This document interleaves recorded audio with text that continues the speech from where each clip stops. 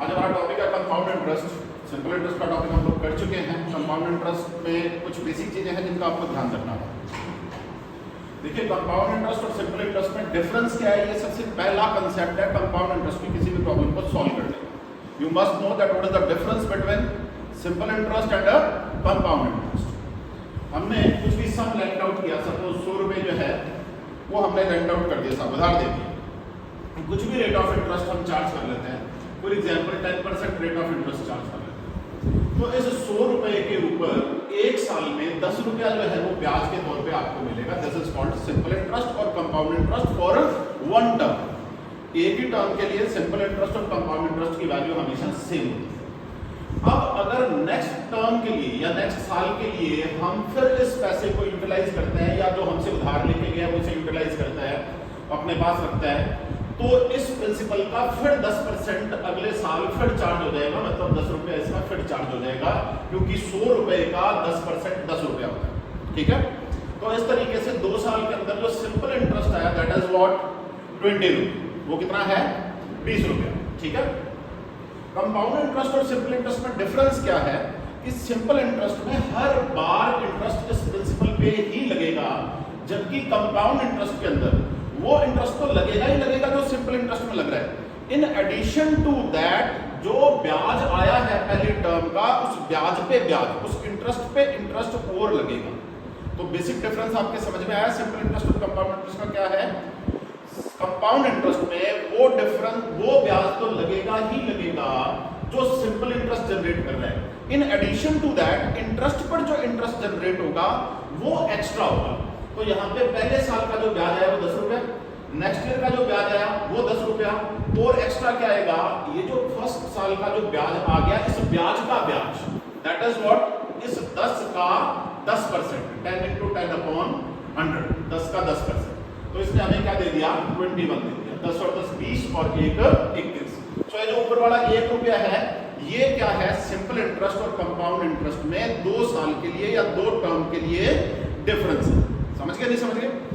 Simple interest और compound interest का अगर हम अलग अलग बात करें, तो जो 10 और 10 20 रुपया है, ये तो क्या है, सिंपल इंटरेस्ट। ये 20 आया ही आया है, और इस ब्याज पर ये ब्याज एक्स्ट्रा लगा, 10 का 10% एक्स्ट्रा लगा। ये 1 रुपया सरप्लस वाला जो है, ये जब ऐड कर देंगे तो टोटल क्या आ जाएगा, 21। तो सिंपल इंटरेस्ट 20, कंपाउंड इंटरेस्ट 21, और कंपाउंड इंटरेस्ट और सिंपल इंटरेस्ट के बीच का डिफरेंस 1। ठीक है, तो इस बात का आपको ध्यान रखना है। अब इसके बेसिक्स में जब आप जाएंगे तो आपको कुछ चीजों का पहले से पता होना चाहिए, कुछ रेट ऑफ इंटरेस्ट पे कि वो किस तरीके से बिहेव करेंगे। फॉर एग्जांपल, हम 1% रेट ऑफ इंटरेस्ट लगाते हैं। कितना परसेंट? 1% हर साल पर एनम, और सालाना कैलकुलेट करते हैं, ईयरली हम इंटरेस्ट कैलकुलेट करते हैं। तो पहले साल का ब्याज प्रिंसिपल अपने आप में जो भी है वो 100%, उसका 1% इंटरेस्ट के तौर पे आ रहा है, तो ये 1% इंटरेस्ट आया। फिर अगले साल का फिर 1% है, और इस 1 का 1%, 1 into 1 upon 100। तो इसने आपको क्या दे दिया, 1 into 1 1 होता है। 1 को जब आप 100 से डिवाइड करेंगे तो ये आपको क्या दे देगा, 0.01 दे देगा। तो टोटल कंपाउंड इंटरेस्ट क्या आया, 1 + 1 2 + 0.01, मतलब 2.01। Is it clear? इसी तरीके से जब हम 2% रेट ऑफ इंटरेस्ट में इस्तेमाल करेंगे, तो पहले साल का 2, दूसरे साल का फिर 2। यहाँ पे मैं साल कह रहा हूँ क्योंकि मैंने पहले कह दिया है कि हम सालाना कैलकुलेट कर रहे हैं, ईयरली कैलकुलेट कर रहे हैं। हो सकता है ये एप्लीकेबल रेट ऑफ इंटरेस्ट हो किसी टर्म के लिए। अब वर्ड जो टर्म इस्तेमाल हो रही है कि एप्लीकेबल रेट ऑफ इंटरेस्ट, इसका मतलब है कि अगर मैं 8% सालाना चार्ज करता हूँ और क्वार्टरली कैलकुलेट करता हूँ, 8% साल का ब्याज चार्ज करें अपन 1 ईयर का, लेकिन कैलकुलेशन कैसे करें, क्वार्टरली, मतलब हर एक क्वार्टर 3 महीने के बाद में कैलकुलेट कर लें, जो इंटरेस्ट आया वो प्रिंसिपल में ऐड कर लें, फिर अगले क्वार्टर पे फिर कैलकुलेट कर लें। तो अगर साल का 8% लगता है, तो एक क्वार्टर जो है 3 महीने का पीरियड जो है वो साल का चौथा हिस्सा है, तो फिर एप्लीकेबल रेट ऑफ इंटरेस्ट क्या हो जाएगी, 2% हो जाएगी। 8 का चौथा हिस्सा 2%। समझ गए? तो अब मैं एप्लीकेबल रेट ऑफ इंटरेस्ट की बात कर रहा हूँ टर्म्स के लिए। तो फर्स्ट टर्म में 2%, अगले टर्म में 2%, और इस 2 का 2%, 2 into 2 4/100, that is what 4.04%। The same way 3% rate of interest लगाएंगे तो 3 + 3 + 3 3 जा 9 9 अपॉन 100 9 अपॉन 100 क्या देगा 0.09। So applicable rate of interest is 6.09। अब 4% रेट ऑफ इंटरेस्ट होगा तो 4 + 4 और 4 का 4% 4 4 जा 16 upon 100 that will give you 0.16। So this is what 8.16। इसी तरीके से 5% रेट ऑफ इंटरेस्ट होगा तो 5 + 5 + 5 का 5% 5 5 जा 25 upon 100 that gives you 0.25 that is equal to 10.25। तो इसी तरीके से 6% रेट ऑफ इंटरेस्ट होगा तो 6 + 6 + 6 6 जा 36 अपॉन 100 दैट गिव्स यू 0.36। सो क्या हो गया 12.36%। 7% होगा तो 7 + 7 और 7 7 जा 49 अपॉन 100 0.49 क्या देगा आपको 14.42%। 8% होगा तो 8 + 8 8 8 है 64/100 आपको देगा 0.64 मतलब कुल मिला के 16.64%। इसी तरीके से 9% होगा तो 9 9 18 और 9 का 9% 9 में 81/100 मतलब 0.81 या 0.81 ये आपको क्या दे देगा 18.81%। 10% रेट हमने कैलकुलेट किया था अभी 10 + 10 और 10 का 10% 10 × 10 100 अपॉन 100 करेंगे तो 1 आ जाएगा इसका मतलब 21 आ जाएगा। इससे आगे 11 + 11 अब आपको जो है ना वो सोचना कैसे है कि 11 और 11 22 तो आएगा ही आएगा। फिर 11 का 11% करेंगे तो you must know square of 11 11 का स्क्वायर करेंगे तो 121 होता है 100 से जब डिवाइड करेंगे तो ये 1.21 देगा। तो 11 और 11 22 और 1.21 तो जो पॉइंट से पहले वाली है वो रकम इसमें जोड़ दें 11 और 11 22 22 और 1 23 तो इट इज व्हाट 1.21 ऐड करेंगे तो this will be 23.21। The same way 12% में 12 + 12 + 12 जा 144 अपॉन 100 वो क्या देगा आपको 1.44। तो 12 और 12 24 + 1 25.44। समझ में आ रही है बात या नहीं आ रही? This will amount to 25.44। 13% rate of interest लगाएंगे तो आपको ध्यान रखना चाहिए 13% पे क्या करोगे 13 + 13 और 13 का 13% 169 होता है 1.69 हो जाएगा। 13 और 13 26 और 1.96 26 और 1 27.96 जो है वो आपका यहाँ पे इंटरेस्ट आ जाएगा। इसी तरीके से आप जो है वो 14% लगाएंगे तो 14 14 और 14 का 14% 196 अपॉन 100 1.96 मतलब 28 और 1 29.96। 15% लगाएंगे तो 15 + 15 + 15 का 15% 225/100 मतलब 2.25। इसका मतलब है वो ऐड कर देंगे तो आपको पता लग गया कि it will become 32.25। Is it clear? ऐसे ही 16% पे आपने कैलकुलेट करना है तो 16 + 16 + 16 का स्क्वायर 256/100 मतलब 2.56। तो 16 और 16 32 + 2.5 है 34.5 है 34.56। समझ में आ गई बात? 1 से लेके 16 तक के ये सारी सीक्वेंस आपको बिल्कुल कंठस्थ होनी चाहिए आपको बहुत अच्छे से याद होनी चाहिए। उसके बाद में जो इंपॉर्टेंट रेट ऑफ इंटरेस्ट है वो भी अपन देख लेते हैं। 16 के बाद में आप आइए 20% पे। ऐसा नहीं है कि 17 18 उसमें पूछा नहीं जा सकता लेकिन मोस्टली जो है वो जिन चीजों पे पूछा जाता है हम उनको बेसिक्स में सबसे पहले कवर करेंगे। 20% रेट ऑफ इंटरेस्ट हो तो 20 + 20 + 20 का 20% 20 × 20 400/100 करेंगे तो 400 और 100 की 2 0 कट जाएगी बचेगा 4। तो 20 और 20 40 और 4 44 20 + 20 40 + 4 44 तो इट इज 44%। फाइन। उसके बाद में आप आइए 25% पे तो 25 पहले साल का 25 दूसरे साल का फिर 25 प्लस 25 का स्क्वायर/100 25 का स्क्वायर होता है 625 625/100 करेंगे तो 6.25 25 और 25 50 और 6.25 56.25। समझ में आ रही है बात? उसके बाद में आप 30% लीजिए 30 और 30 60 और 30 का 30% 30 × 30 900/100 करेंगे तो 9 60 और 9 69। समझ गए? तो दो टर्म के लिए एप्लीकेबल रेट ऑफ इंटरेस्ट 69%। ठीक है। उसके बाद में 40% 40 + 40 प्लस 40 का 40%, 40 इंटू 40 1600 बटे 16, समझ गए? 40 प्लस 40 प्लस 4 4 जा 60, तो in all 40 plus 40 plus 60 that gives you 96%। 50% rate of interest अगर लगाएंगे तो 50 प्लस 50 प्लस 50 इंटू 50 बटे 100, तो 50 इंटू 50 क्या हो गया? 2500 बटे 100 करेंगे तो 25 आ जाएगा, मतलब 125। 50 प्लस 50 100 प्लस 25 125%, क्लियर? और उसके बाद में 100% का आपको पता होना चाहिए कि अगर 100% रेट ऑफ इंटरेस्ट हो तो 100 प्लस 100 प्लस 100 का 100%, समझ गए? 100 का 100% ऑब्वियसली 100 ही होगा, तो इसका मतलब 100 plus 100 plus 100, 100 plus 100 plus 100 that gives you 300। समझ में आ रही है बात? तो ये सब चीजें यहाँ तक के बेसिक्स आपको बिल्कुल हर हालत में बहुत अच्छे से पता होने चाहिए। यहीं से हमारी शुरुआत हुई। एक बार फिर रिवाइज करते हैं। एप्लीकेबल रेट ऑफ इंटरेस्ट अगर 1% हो तो सिंपल इंटरेस्ट कितना होगा? 1 प्लस 1 2, दो टर्म की बात कर रहा हूँ, 1 प्लस 1 2। और कंपाउंड इंटरेस्ट कितना होगा? जो 2 आ रखा है वो तो है ही है, लेकिन जो पहले 1 आया उसका 1%, 1 इंटू 1 अपॉन 100 मतलब 0.01। तो सिंपल इंटरेस्ट 2 और कंपाउंड इंटरेस्ट 2.01, समझ गए? और सिंपल इंटरेस्ट और कंपाउंड इंटरेस्ट में डिफरेंस कितने परसेंट का आ गया? 0.01% का। आपको इसका इनवर्स भी पता होना चाहिए। इनवर्स मीन टू से कि अगर आपसे आपके सामने ये जानकारी आती है कि applicable rate of interest 0.01%, sorry applicable rate of interest क्या है ये पता लगाना हो, और सिंपल इंटरेस्ट और कंपाउंड इंटरेस्ट में जो डिफरेंस है वो प्रिंसिपल का 0.01% है, तो आप बता सकते हैं कि एप्लीकेबल रेट ऑफ इंटरेस्ट जो है वो कितनी है? 1%। ठीक है? 2% रेट ऑफ इंटरेस्ट हो तो सबसे पहले 2 प्लस 2 4 प्लस 4, 2 इंटू 2 4 बटे 100 मतलब 0.04, तो 4.04। सिंपल इंटरेस्ट 4, कंपाउंड इंटरेस्ट 4.04 और डिफरेंस सिंपल और कंपाउंड में 0.04%।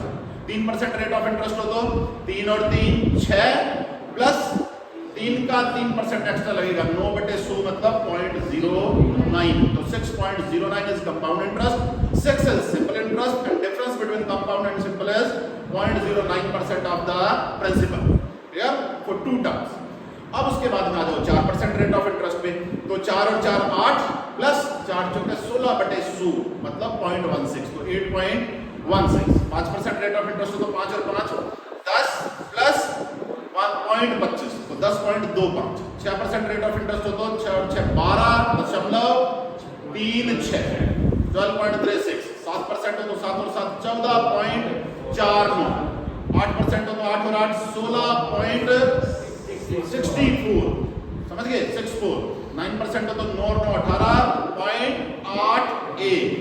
10% हो तो 10 और 10 20 और 10 का 10%, 10 इंटू 10 100 बटे 100 मतलब 1, 20 और 1 21। 11% हो तो 11 और 11 22 प्लस 1.21 मतलब 23.21। 12% हो तो 12 प्लस 12 24 और 1.44 ऐड कर दोगे तो कोई मिला के 25.44। 13% हो तो 26 एक आ गया और 13 का स्क्वायर 1.69 बोल दूं तो कुल मिला के 26 और 1.69 27.96, क्लियर? उसके बाद में 14% पे 14 और 14 28 और 1.96 29.96। 15% हो तो 15 15 30 और 15 का स्क्वायर 225 बटे 100 मतलब 2.25 32.25। 16% हो तो 16 और 16 32 और 16 का स्क्वायर बटे 100 256 बटे 100 मतलब 2.56 2.56, तो 32 और 2 34.56। 20% रेट ऑफ इंटरेस्ट हो तो 20 और 20 40 प्लस 20 का 20% 2 2 जा 4 वो आ जाएगा तो 44% हो जाएगा। इसी तरीके से 25% हो तो 25 और 25 50 और 25 का 25%, 25 625 बटे 100 6.25, तो इसका मतलब 56.25। समझ में आ रही है बात? और इसी तरीके से 30% लगाना हो तो 30 प्लस 30 और 30 का 30% 9 तो 69, ठीक है? 40% होगा तो 40 प्लस 40 80 और 4 चौके 16 80 और 16 96, समझ रहे हैं? 50% हो 50 और 50 100 और 5 5 25 ऊपर वाला, इसका मतलब 125 100% तो 100 प्लस 100 प्लस 100 मतलब कुल मिला के 300%। तो हमने अभी तक जो डिस्कस किया है वो क्या किया है, इन एप्लीकेबल रेट ऑफ इंटरेस्ट पर दो टर्म में कैसा ये रिएक्ट करेगी वो हमने डिस्कस किया है। अब आपको इनवर्स पता होना चाहिए सभी का। अगर 0.01% का डिफरेंस आता है दो टर्म में, सिंपल इंटरेस्ट और कंपाउंड इंटरेस्ट के अंदर, तो एप्लीकेबल रेट ऑफ इंटरेस्ट 1% है। अगर 0.04% का डिफरेंस आता है तो रेट ऑफ इंटरेस्ट जो है वो कितने का है, 2% का है। अगर 0.09% का डिफरेंस आता है सिंपल और कंपाउंड में दो टर्म के लिए, तो एप्लीकेबल रेट ऑफ इंटरेस्ट 3% है। अगर 0.16 का है तो 4% है, 0.25 का है तो 5% है। डिफरेंस ऐसा ही और सीआई में दो टर्म के लिए 0.36% ऑफ प्रिंसिपल आए तो 6%, 0.49 आए तो 7%, 0.64 आए तो 8%, ये 0.81 आए तो 9% और फिर 1% का आए तो 10, 1.21 का आए तो 11, 1.44 का आए तो 12 एंड सो ऑन। ये आपको सब ध्यान में रहना चाहिए। ये आपका सबसे पहला बेसिक है जो आपको कंपाउंड इंटरेस्ट के लिए मालूम होना चाहिए, यू मस्ट नो इट। उसके बाद में दो तीन रेट ऑफ इंटरेस्ट ऐसी हैं जो कि 3 टर्म पे यूजुअली पूछ ली जाती है। तो उसमें खासकर 3 रेट ऑफ इंटरेस्ट आपको हर हालत में पता होनी चाहिए, 5%, 10% और 20%। 5%, 10% और 20%। अब 5% रेट ऑफ इंटरेस्ट जो है ये आपको दो तरीके से मालूम होना चाहिए कि 3 टर्म में कैसा बर्ताव करेगी। तो हमने 5 प्लस 5 प्लस 5 का 5%, 0.25, इसका मतलब आपके पास कितना हो गया, 10.25%, 10.25% दो टर्म का। ठीक है, जब 3 टर्म का लगाना है तो 2 टर्म का तो आएगा आपके पास 10.25, तीसरे टर्म में प्रिंसिपल का 5% और आ जाएगा, और ये जो ब्याज आ रखा है, जो इंटरेस्ट आ रखा है, इसका इंटरेस्ट और लग जाएगा। तो इस 10.25 का 5% और लगाएंगे। तो कैसे लगाएंगे, कोई भी वैल्यू अपने आप में 100% होती है, इसलिए हम सबसे पहले क्या करते हैं, 100 से डिवाइड करते हैं ताकि 1% की वैल्यू पता लग जाए, और फिर जितने परसेंट की निकालनी है, हमें इसका भी 5% निकालना है, इसलिए 5 से मल्टीप्लाई कर देते हैं। तो ये आपको क्या दे देगा, ये आपको दे देगा 1025 पाजे 5125, 5125, ये दे देगा आपको 5125, इतना समझ गए। 2 डिजिट छोड़ के डेसिमल यहाँ लगा हुआ है, और 2 डिजिट छोड़ के फिर लग जाएगा क्योंकि नीचे 100 है, तो 4 डिजिट छोड़ के डेसिमल लगेगा, तो 1 2 3 और 4 ये 4 ही डिजिट है, इसका मतलब डेसिमल यहाँ पे आ जाएगा। समझ गए, समझिए। तो ये जो एक्सप्रेशन है उसको मैंने इस घेरे में ले लिया है। 10 और 5 15, 15.25 तो वहां से आ गया, और 0.5125 यहाँ से आ गया। तो कुल मिला के आपके पास में जो है ये आपको समझ में आ गया क्या कि 15.7625% बन गया। क्या बन गया, 15.7625%, 15.7625%। ये आपको बिल्कुल मगज होना चाहिए कि जब कभी एप्लीकेबल रेट ऑफ इंटरेस्ट 5% हो तो सिंपल इंटरेस्ट 3 टर्म में 5, 5 और 5 15% बनेगा, और कंपाउंड इंटरेस्ट 15.7625% बनेगा। Clear? For an applicable rate of interest equals to 5, the simple interest generated in 3 terms is 5 3 ja 15%, and the compound interest is 15.76 to 5%. Is it clear or not? And the difference between simple interest and compound interest is 0.76 to 5%. Got it? ये आपको पता होना चाहिए। ये एक तरीका है। In addition to that, we must know one more method to solve this problem, brother.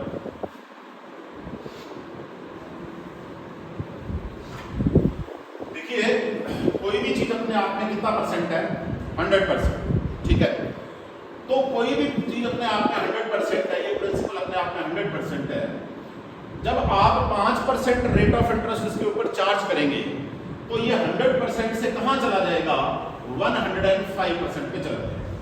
अपने आप में वैल्यू 100% होती है, इसलिए मैंने इसको 100 से डिवाइड किया ताकि 1% की वैल्यू मिले, और फिर 105 से मल्टीप्लाई कर दिया ताकि टोटल 105% की मेरे पास में वैल्यू आ जाए। क्लियर और नॉट?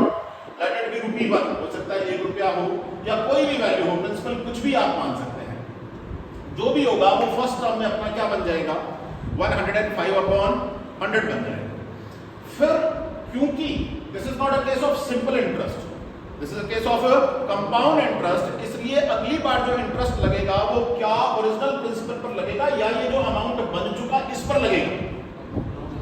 अमाउंट जो बन गया 1 साल के बाद में, नेक्स्ट टर्म के लिए ये क्या किसका काम कर रहा है, ये प्रिंसिपल का काम कर रहा है। तो इसको हम फिर क्या मानेंगे, 100% मानेंगे। तो 100 से डिवाइड करेंगे और फिर किससे मल्टीप्लाई कर देंगे, 105 से कर देंगे। अब थर्ड टर्म के लिए ये सारा जो अमाउंट है this works as a principal. ये जो 2 साल के बाद का अमाउंट बन गया कंपाउंड इंटरेस्ट में, ये नेक्स्ट टर्म के लिए प्रिंसिपल का काम करेगा। तो इसको फिर अपन क्या मान लें, 100% मान लें। तो 100 तो है ही, 100 से डिवाइड कर दिया, इसका मतलब 1% की वैल्यू आ गई और 105 से मल्टीप्लाई कर देंगे तो 105% की वैल्यू आ गई। तो आपको क्या समझ में आ रहा है, अगर आप थोड़ा सा देखें 5 से इसको डिवाइड करेंगे तो इट विल बिकम 21/20। 21 5 105, 20 5 100, 21 5 जा 105 एंड 25 जा 100। इसका मतलब हम ये कह सकते हैं कि कोई भी वैल्यू जो है वो अगर 3 टर्म के लिए 5% रेट ऑफ इंटरेस्ट पर कंपाउंड इंटरेस्ट जनरेट करती है तो वो अपना फर्स्ट टर्म में 21/20 बन जाती है, सेकंड टर्म में फिर 21/20 बन जाती है और थर्ड टर्म में फिर 21/20 बन जाती है। 21 का क्यूब आपको ध्यान में होना चाहिए, दिस इज 9261, और 20 का क्यूब आपको ध्यान में होना चाहिए, दिस इज 8000। क्लियर और नॉट? तो इससे आपको ये समझ में आ गया कि कोई भी प्रिंसिपल अगर किसके बराबर है, 8000 रुपए के बराबर है, तो वो 3 साल में या 3 टर्म में 5% रेट ऑफ इंटरेस्ट पर कितना बन जाएगा, 9261 बन जाएगा। कोई भी प्रिंसिपल कितना अमाउंट बन जाएगा, 9261। ये वो सम है, ये वो वैल्यू है, ये वो रेट ऑफ इंटरेस्ट है जिसपे आपको 3 साल में जब पूछा जाता है तो सबसे ज्यादा क्वेश्चन मिलते हैं। आज तक का आप पूरा इतिहास उठा के देखेंगे तो यहाँ पे आपको बिल्कुल कोई चूक नहीं करनी है, हर चीज आपको ध्यान में होना चाहिए। 8000 रुपया जो है वो कंपाउंड इंटरेस्ट पर कितना बन गया था, 9261 रुपया बन गया था, 9261 बन गया था। अब आपको सिर्फ कंपाउंड ही ध्यान में होना चाहिए, इसका सिंपल भी ध्यान होना चाहिए। तो आपको पता है सिंपल इंटरेस्ट तो अगर 1 साल में 5% लगेगा तो 3 साल में 15% लग जाएगा। तो 8000 का 15% निकालना है। अब 8000 का 15% जब निकालना है तो 8000 अपने आप में 100% है, इसको मैं 100 से भाग दे दूं और 15 से मल्टीप्लाई कर दूं तो 2 0 से 2 0 कट जाएगा। अब मैं स्टार्टिंग में कुछ एक बार बताऊंगा, बाद में नहीं बताऊंगा, क्योंकि आपको पता होना चाहिए जब 100 से डिवाइड करेंगे तो ये 2 0 कटेंगे। तो सबसे पहले किसी वैल्यू का आपको कुछ परसेंट निकालना है। तो आप सबसे पहले ये सोचिए, आपका थॉट प्रोसेस क्या होना चाहिए कि इसका 1% क्या है, और फिर जितना निकालना है उससे मल्टीप्लाई कर दीजिए। तो जैसे 8000 है, इसके लास्ट के 2 डिजिट हटा देंगे तो बचेगा क्या, 1%, और उसको 15 से मल्टीप्लाई करेंगे तो 80 × 15, 15 8 है 15 8 120। इसका मतलब 1200 रुपया क्या आ गया यहाँ पे, सिंपल इंटरेस्ट आ गया। सिंपल इंटरेस्ट 1200 आया और कंपाउंड इंटरेस्ट 1261 आया। ध्यान से देखिए 8000 रुपए से क्या बन गया था, अमाउंट बन गया था 9261 रुपया। तो ब्याज कितना बना 1261। तो कंपाउंड इंटरेस्ट जो है वो है 1261, सिंपल इंटरेस्ट है 1200 और इनका डिफरेंस है 61 रुपए का। डिफरेंस कितने का है, 61 रुपए का डिफरेंस है। तो ये बेसिक बातें आपको ध्यान रहनी चाहिए कि अगर क्या हो प्रिंसिपल 8000 रुपए, रेट ऑफ इंटरेस्ट क्या हो 5%, कितने टर्म की बात हो रही हो, 3 टर्म की बात हो रही। क्या क्या 3 बेसिक बातें ध्यान में हो, आपको ये पता होना चाहिए कि प्रिंसिपल 8000 रुपए और 3 टर्म और 5%, ठीक है। जब ऐसी बात चल रही है तो उसके ऊपर सिंपल इंटरेस्ट बनेगा 1200 रुपए और कंपाउंड इंटरेस्ट बनेगा 1261 रुपया, और सिंपल और कंपाउंड में जो डिफरेंस आएगा वो 61 रुपए का। सिंपल और कंपाउंड में जो डिफरेंस आएगा दैट विल बी ऑफ 61 रुपए। ये इतने डेटा आपके ध्यान में होने चाहिए। क्यों ध्यान में होना चाहिए, वो सिंपल और कंपाउंड में डिफरेंस के ऊपर अगर सवाल बनाएगा तो वो आपको बोल देगा कि साहब कुछ भी, जैसे कि मैं बोल दूं कि साहब 5% रेट ऑफ इंटरेस्ट पे सिंपल इंटरेस्ट और कंपाउंड इंटरेस्ट में 3 टर्म पे जो डिफरेंस है वो 183 रुपए का, 183 का 183 दिख रहा है क्या आपको यहाँ पे। सिंपल इंटरेस्ट और कंपाउंड इंटरेस्ट में जो डिफरेंस है 3 टर्म के लिए, ठीक है, 5% रेट ऑफ इंटरेस्ट पे वो 183 रुपए का है। तो वो आपसे क्या क्या पूछ सकता है, वो आपसे प्रिंसिपल पूछ सकता है, वो आपसे कंपाउंड इंटरेस्ट पर अमाउंट पूछ सकता है, वो आपसे सिंपल इंटरेस्ट पूछ सकता है और सिंपल इंटरेस्ट पर अमाउंट पूछ सकता है। समझ गया नहीं समझ गया? या मतलब इनसे रेलेवेंट और कोई चीज पूछ सकता है। तो आप ये देखिए कि अगर आपके बेसिक्स पहले से तैयार है तो आप क्या सोचेंगे कि किसकी बात आई? 3 टर्म 5% की बात आई। कोई भी क्वेश्चन बनेगा ये डेटा इस्तेमाल होंगे, ये या इनके मल्टीपल। कंपाउंड इंटरेस्ट और सिंपल इंटरेस्ट के डिफरेंस की वैल्यू दे रखी है 183। हमें पता है कि 8,000 रुपया जब प्रिंसिपल होता है तो 5% रेट ऑफ इंटरेस्ट पर सिंपल और कंपाउंड में डिफरेंस कितने रुपए का आता है? 61 का आता है। तो अब ये इसका कोई मल्टीपल है क्या? ये इसका 3 है, तो इसका मतलब सारे डेटा क्या कर दीजिए आप, अमाउंट वाले वैल्यू 3 कर दीजिए। प्रिंसिपल इस पे 8,000 होता है तो यहाँ पे 8,000 का 3 गुना 24,000 होगा।